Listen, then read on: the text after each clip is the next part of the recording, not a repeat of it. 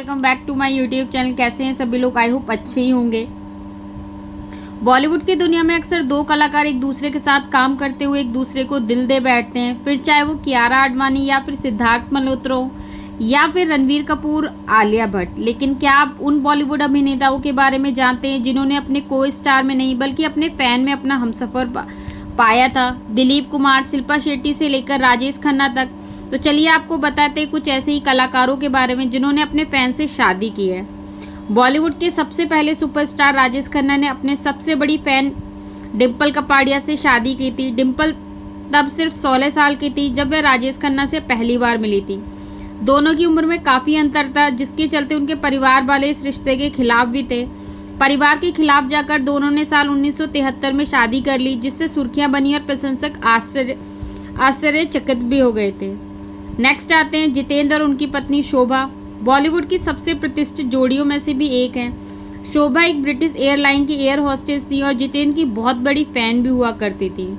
उन्होंने अक्टूबर 1974 में विवाह कर लिया था और वे तुषार और एकता कपूर के माता पिता भी बने हैं। उनकी लव स्टोरी आज भी लोगों को प्रेरित करती है। नेक्स्ट एक्टर आते हैं दिलीप कुमार। वैसे तो अब दिलीप कुमार इस दुनिया में नहीं रहे हैं, लेकिन सायरा बानो के साथ उनकी प्रेम कहानी के चर्चे आज भी कम नहीं हुए हैं। सायरा दिलीप कुमार की बहुत बड़ी प्रशंसक थी और छोटी उम्र से ही उन्हें पसंद भी करती थी।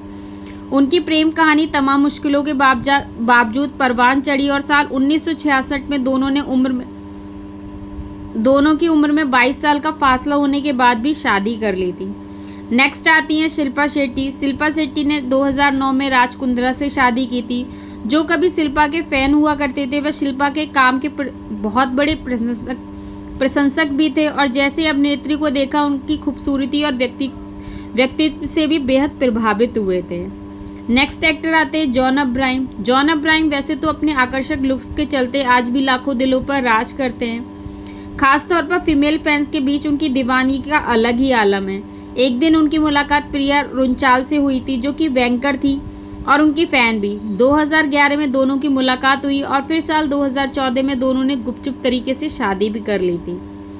नेक्स्ट आते हैं निर्देशक मधु भंडारकर, जिन्होंने रेणु नंबूदार से शादी की है, जो कि शुरू से ही उनके काम की प्रशंसक भी थी। पहली ही मुलाकात से दोनों एक दूसरे को पसंद करने लगे और फिर साल 2003 में दोनों ने शादी कर ली थी।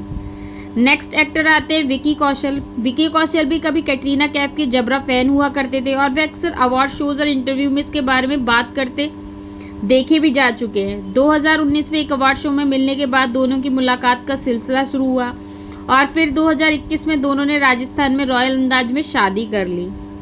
इसी लिस्ट में अमृता राव और आरजे अनमोल का नाम भी शामिल है। अनमोल अमृता के बहुत बड़े फैन थे और दोनों की लव स्टोरी एक इंटरव्यू के साथ शुरू हुई थी और शो के दौरान ही दोनों की दोस्ती हो गई और फिर धीरे धीरे दोस्ती प्यार में तब्दील हो गई।